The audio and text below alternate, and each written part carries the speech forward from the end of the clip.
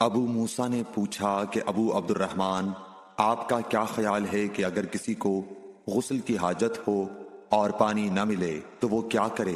عبداللہ نے فرمایا کہ اسے نماز نہ پڑھنی چاہیے جب تک اسے پانی نہ مل جائے۔ ابو موسیٰ نے کہا کہ پھر عمار کی اس روایت کا کیا ہوگا جبکہ نبی کریم صلی اللہ علیہ وسلم نے ان سے کہا تھا کہ تمہیں صرف ہاتھ اور منہ کا تیمم کافی تھا۔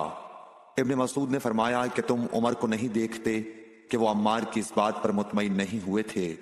پھر ابو موسیٰ نے کہا کہ اچھا، عمار کی بات کو چھوڑو، لیکن اس آیت کا کیا جواب دو گے جس میں جنابت میں تیمم کرنے کی واضح اجازت موجود ہے؟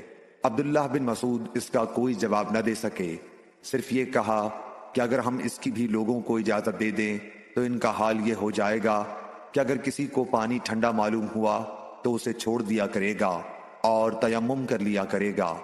اعمش کہتے ہیں کہ میں نے شفیق سے کہا کہ گویا عبداللہ نے اس وجہ سے یہ صورت ناپسند کی تھی، تو انہوں نے جواب دیا کہ ہاں۔